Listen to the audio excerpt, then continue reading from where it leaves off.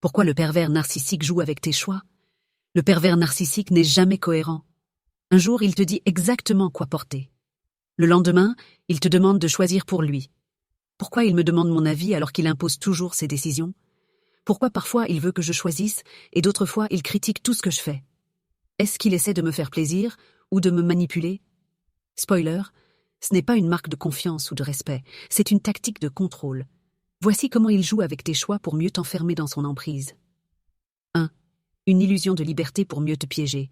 Quand le PN te demande de choisir ses vêtements, de faire sa valise ou de donner ton avis, ce n'est jamais innocent.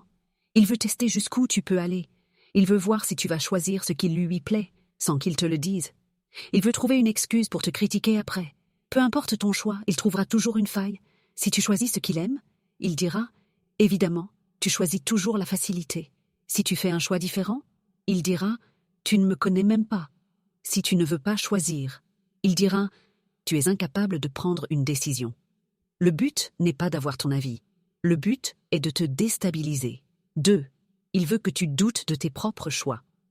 Un jour, il t'oblige à porter ce qu'il veut. Un autre jour, il te demande de choisir, mais critique ce que tu fais. Puis, il revient à t'imposer ses décisions.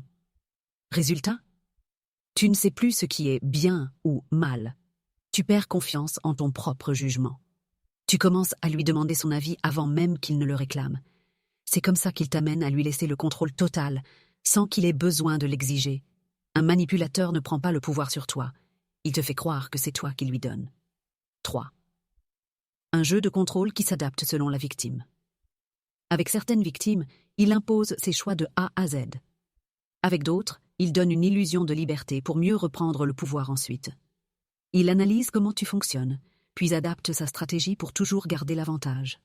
Le but? Que tu sois toujours en train de te remettre en question. 4. Une tactique pour créer une dépendance affective. En alternant contrôle total et illusion de choix, il crée une confusion qui te pousse à chercher à lui plaire encore plus, douter de toi et vouloir mieux faire la prochaine fois.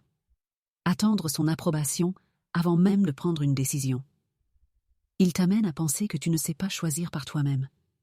Il t'amène à croire qu'il est le seul à pouvoir décider pour toi. Ce n'est pas une marque d'amour. C'est un piège. As-tu déjà vécu ce type de manipulation? Comment as-tu réagi? Abonne-toi et rejoins la communauté e-Empower Moms.